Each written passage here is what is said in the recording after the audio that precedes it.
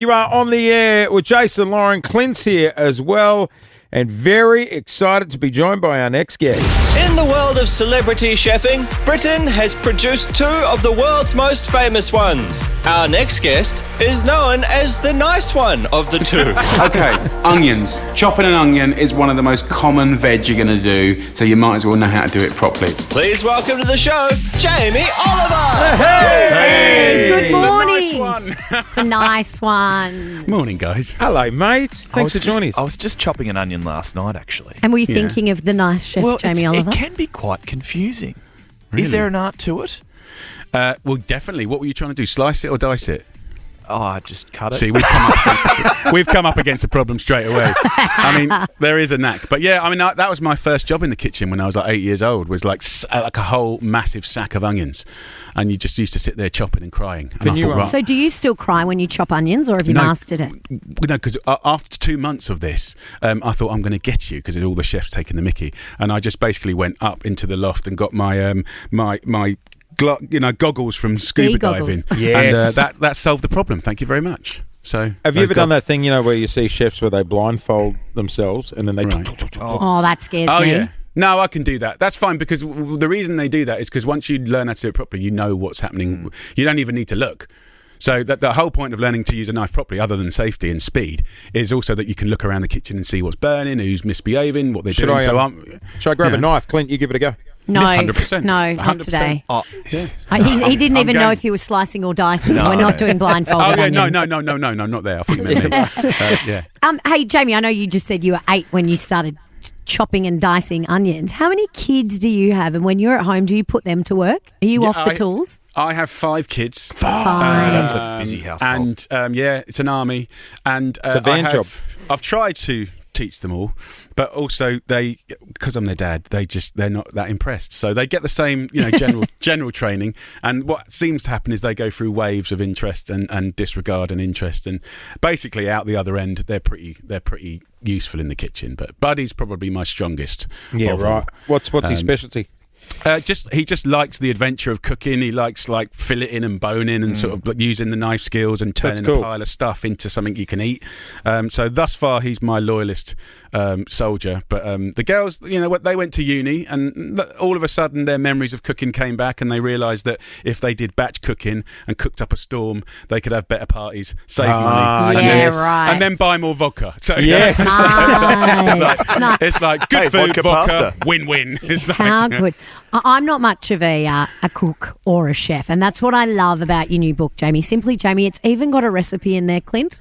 How is it made? Microwave gnocchi. The microwave It's gnocchi. actually a revelation. 5 ingredients. Yeah, it's a revelation. Because gnocchi is a beautiful, simple dish, of course, but it's always thought of as doing it in big batch. But actually, if it's just for 2 of you or 4 of you, 2 jacket potatoes, microwave, 10 minutes, and you can have gnocchi made and cooked by 15 minutes. I think, proper homemade gnocchi. We were debating in here this morning because the 5 ingredients for the microwave gnocchi are potatoes, plain flour, unsalted butter, parmesan cheese, and a whole nutmeg.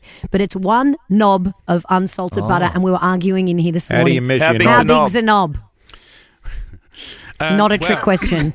I think I always think of a knob as sort of like half of my thumb. So Right. a heaped teaspoon. Different scales for different. But yeah, I mean, I think, but also if one knob's bigger than the other, I don't think it matters. No. 'Cause, when it comes to butter and cheese, That's what it's just going to There you make go. things nice. Oh, Hey, if it's Jamie, cheese, we more the think we merrier. live in the culinary capital of the world here in Melbourne. Don't we? Yeah. If you are in Melbourne, what's your first stop? Oh, you put me on the spot. I'd have to go back. Oh, my brain. Last time I was in town, I did a whole list, and I'm going to dig them out and give it to your social media person, because you're just going to hear me scrap around. But I ate so well every single day, and I love that city, the City of Lanes, and brilliant sort of like neighbourhood restaurants. And last time I was there, every day I posted a restaurant. Yeah. It was in the paper the next day. The noodle joint at the airport's quite strong in T4. Oh, really? Well, is it any good? Yeah, it's not bad. Sometimes are they pulling their own noodles? Yeah. Melbourne and Sydney are always so competitive with each other, yeah. so I'm going to put you on the spot Well, here. listen, I think... Well, okay, you're going to ask me who's best. Who's got better restaurants and who's got better coffee? Look, look, I'm a foreigner in your country. Like, the world is in this, there's weird things are happening in the world. If I say which one I prefer, I'm going to get hunted down by an army of nonnas from that city. And I get absolutely. Well, that screams But Melbourne. can I say, like, it's really good to have competitive spirit, and I would say they're two very fine, world-class cities for food. And I always love adventuring in the cities, and there's obviously the famous places, but also the underground places that are coming through. Without our Melbourne Sydney rivalry aside, do you really think Australia does some of the best food in the world? Because we really are quite proud on our culinary culture. Hang on, are you Googling Melbourne restaurants? Yeah, I'm just doing my list. So I had he's got his list there. Yeah, Lagoon Dining, Serira or Seria. Yep. We got Flower Drums, Flower Drum. Normal, Supernormal. Cumulus. I think that might have been a different night out. Cumulus. Cumulus. Cumulus. Sorry, I'm dyslexic. Leonardo's Pizza. Yes. Vue de Month, where's Maker Leonardo's and Pizza? Munger. Oh, Maker Sorry. and Munger. We must go. Yes, that's a must go. good list, Jamie Oliver. Hey, Jamie Oliver. Obviously, Trump in the news this morning. Yeah. He's back in. Have you ever cooked for any world leaders? And if you were cooking for Trump, would you slide something in as a secret ingredient? I don't think you need to. I think he's got everything he needs slided in his dinner. I have done quite a few. I've cooked for the Aussie Prime Ministers, Italian Prime Ministers. What about those royals? The royals, for sure. Cooked for the Queen, the King. What did the Queen like? I had lunch with the Queen. Oh. Just five of us. We've always said we would have loved to have got on the G&Ts with her. Yeah. Apparently she did like a G&T. Yeah. Sorry, just five of you. Who was there? Who was at the table?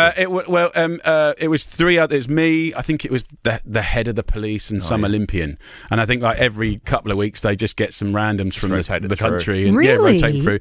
I was very honoured to be there, and it was a good laugh. And she was very on the ball. I could tell you're honoured. Some Olympian. Is there ever anyone you've got nervous cooking for? Oprah. I think I got nervous cooking for Oprah. Just because I think she's like really interesting and what did you cook?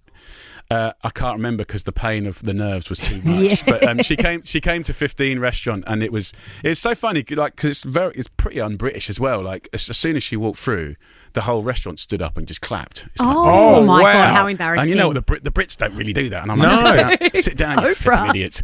It's like she poured a computer at the Mac store. No, but we had a lovely time, and we cooked her a lovely meal. She loved the concept. She loved that thing. And then as she left, they stood up again and started cooking, and one customer went, "We love you, Whoopi," and it's like, no.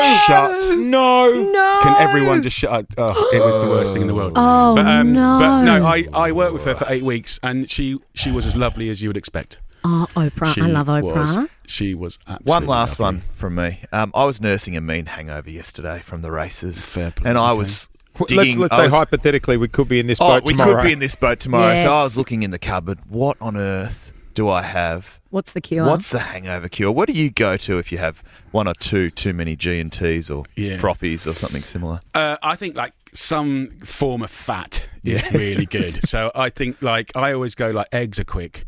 Like eggs, chili, and cheese sort of vibes. Like a chili scramble. Little flatbread. Like you can turn a tortilla like eggy, cheesy, chili thing really, really quickly. And if it's just a tiny bit too hot, it just seems to get you sweating and get your blood pumping. Oh, the chili. And it's a natural antiseptic, and I'm sure it cleanses your body or not. I couldn't think of anything worse than eggs and chili if I was hungover. Oh, really? Straight you to never had it? Pacific House for some Chinese food.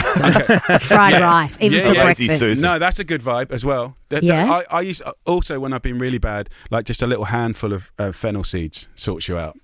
Does it? Yeah, sorts you We right must out. go to the health food shop and get some fennel seeds, guys. We'll get be some in fennel here seeds. tomorrow. We're all going to the races as a team today. We'll be in here chowing down on fennel seeds for breakfast. Yeah, you'll be smelling great. Careful, getting Like caught potpourri. on those at the races. Hey, Jamie, mate, we love you. The new cookbook is awesome. It's a good Christmas present. Jamie, yes, Thank you. it is a great cookbook. And it's actually, good for people who can't cook like me, right? It is actually We've been obsessed. simple, a lot of it. It's 25 years of learning, whether it's design or the recipes or the principal recipes, which are like mothership recipes, where I really hold your hand to simplifying it. And yeah, I think people are cooking less now than ever, just because of life and technology and Uber Eats. Uber Eats has ruined my kitchen game. Well, he's got a new show named after us as well. Fast and Simple will premiere on Friday, 15th of November at 7:30 on 10 and 10 Play. Hey, Jamie, it's been an absolute treat, Thank mate. you What a so gentleman. much. Gonna be a good day. Jason Lauren. Jason Lauren. Wake up feeling good. On Nova 100. Jason Lauren. Follow them on socials.